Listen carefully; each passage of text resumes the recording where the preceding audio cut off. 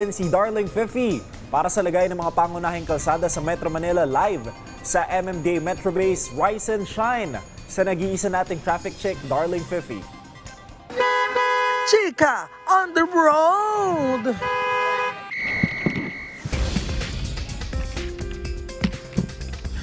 Fefe! Sir, guess po, ano gulugin po natin? Opo, sir, mag-iingis na po ako. Ito na po. Diyos ko, ang dami-dami naman karaking. Sama kayo. Sinabi ko na sa inyo, huwag kayong kakalat dito. Nakakaloka naman kayo. Hi! Rise and shine sa inyo, mga kabibe. Rise and shine sa inyo, rise and shine sa iyo, darling Gab. Alam mo naman ako, syempre, kailangan magtrabaho. Kailangan marami tayong gagawin para marami akong kitain para sa akin ka lang. Kasi baka mamaya pinaghirap ako, iwan mo ako. Darling, napakagaling mong umarte. Grabe, pang best actress ka talaga. Ibang klase. Oo naman, darling Gab. Sinasabi ko sa'yo, syempre, hindi ako magpapakabog kahit kanina. I am the best actress of PTV. Diba? Pero anyway, Darling, may medyo tanong naging ako. masaya ako bigla. May tanong ako sa'yo. Ay, wala, umalis bigla. May tanong ako sa'yo. Ulan ka ba? Ulan ka ba? Bakit? Kasi lupa ako. At kahit anong mangyari, sa akin ang bagsak mo.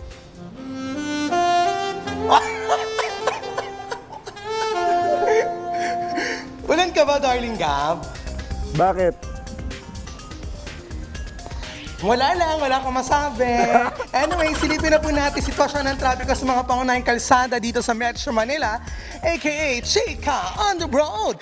Unahin po natin dyan sa may Rojas Boulevard sa may corner Quirino Avenue. As we can see right now, both lanes naman ay green and going. Pero kita na natin yung dami ng ating mga kavive na bumabiyahe ngayon dyan. Yung sa left side po yung going na Manila and the right side going dyan sa Pasay and Parañaque.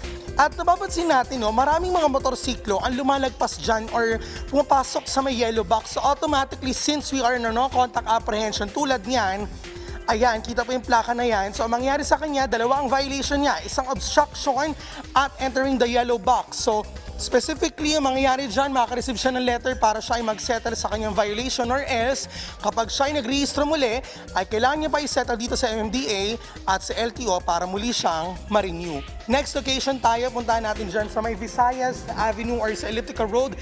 As we can see right now, mabigat na ang sitwasyon ng trapiko. Magmumula ang bigat ng trapiko na yan dyan sa may Commonwealth Avenue at maging doon meron na dyan tail end ng onte bandang Maharlika Street. So sa ating mga kavive ay gumamit na po ng mga alternatibong ruta. For example, pwede kayo dumaan dyan sa may Visayas Avenue at pumasok ng Mindanao Avenue going North Avenue kung kayo ay papunta ng EDSA. At pwede rin kayong dumaan dyan sa may Visayas Avenue din mismo. Pwede kayo kumanan dyan. Next location natin, punta tayo dyan sa may Main Avenue or sa EDSA na yan. No? Makikita natin yung left side. Yan po yung papunta na northern part of Quezon City ng Kamanava at NLEX. Marami-rami na rin ang bumabiyahe ngayong araw papunta dyan sa mga northern part ng dyan sa Quezon City, sa NLEX at sa Kamanava. So ingat po sa ating mga kavive. Ganun din sa right side, yan po yung southbound. Diyan lamang po, nagkakaroon ng pagbagal mula sa pagpasok sa Cubao Tunnel hanggang makalampas ng Santolan Flyover. Pero napansin na rin natin, no, maingat naman yung ating mga kavive sa pagbiyahe ngayon kasi kailangan magbagal dahil baka mamaya ay magkaroon ng aksidente dahil madulas ang ulan dahil sa patuloy na pag-ambon ngayong araw. Last location natin, punta tayo ngayon dyan sa may Bonnie Avenue. Ayan, kita natin ngayon yung left side, yan po yung papunta ng Guadalupe, ng Makati at ng Pasay. Marami-rami na ang ating mga kavive na bumabiyahe ngayon dyan. So asahan ninyo na kung kayo ay babiyahe papunta ng Makati at ng Pasay, gumamit na rin po ng alternatibong ruta para tayo hindi maliit sa ating mga paroroonan.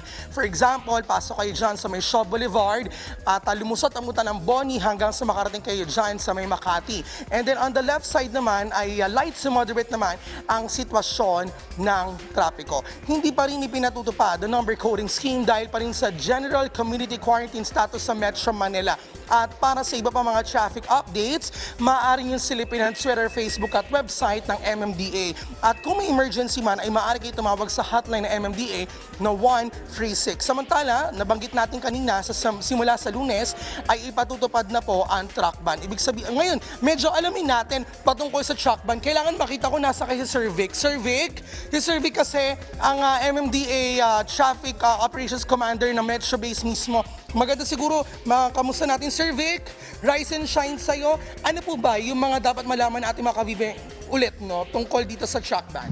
Rise and Shine, Fifi at sa studio at sa inyong mga tagapanood. Ang truck ban po ay muling ipatutupad natin sa darating na Monday. Ibig sabihin po niyan, bawal na po ang truck na malalaki, yung may gross weight capacity na more than 4,500 sa mga major thoroughfares from 6 a.m. hanggang 10 a.m. Alright. Sir, kasi napansin natin sa mga truck, no, parang ngayon kahit saan pwede sila. Pero starting on Monday, ano ba yung mga places sa pwede nilang daanan?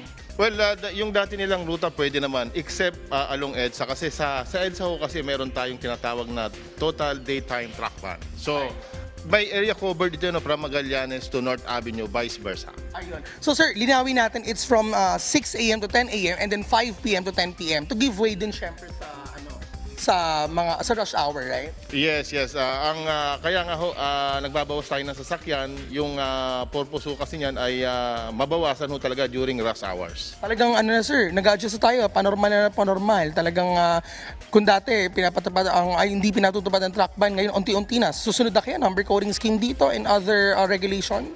We're almost back to normal and maaari yan ang susunod kasi talagang napapansin ho natin yung mga sasakyan sa kalsada, napakarami na talaga and we need to lessen the number of motorists. And also, we observe that sa mga daan, sir, minsan, merong specific lane yung mga trucks eh. So ngayon, kailangan sundin na nila yung linyang yon. Kapag hindi nila sundaan, ano mga pwede nilang violation, sir? Actually, wala naman ho tayong lifting ng regulation ng ating truck lane policy. In effect pa rin yan until now and wala naman changes na kailangan talagang sumunod sila. Kung meron truck lane sa lugar like C5 and Katipunan, kailangan nilang doon lang sila sa truck lane talaga. Naku sir, lagi ako nadaan sa Mindanao Avenue at talagang kita natin yung mga truck doon parang swerve lang tayo. Ang gusto natin, parang wala tayong ibang kasama sa kalsada, haring-hari. Yun nga ho, apila ho natin doon sa mga motorista, sa mga operators din ng mga truck. Nadisiplinahin ho natin yung mga driver natin, sumunod ho tayo sa mga polisiya na ipinatutupad ng gobyerno upang hindi ho tayo maging hassle sa kapwa natin motorista. Ayun sir. So huling paalala po sa ating mga kavive, syempre na kailangan lagi mag-ingat at ngayon syempre truck ban na rin sa mga truck drivers din. Yes, sa mga truck drivers, mag-iingat po tayo. Kung merong maximum speed limit capacity ang isang lugar, sundin po natin yon upang maging ligtas tayo at maging ligtas din yung mga kapwa natin motorista. Sir Vic, marunong ka mag-drive ng truck? Well, hindi tayo marunong mag-drive ng truck, pero marunong tayong pumihit na manibela. Ayun, mga manibela. Sir, ako gusto ko matuto mag-drive ng truck. Sana yung magturo sa akin. Long arte. Sabi mo sir, ingat kayo mga kavive.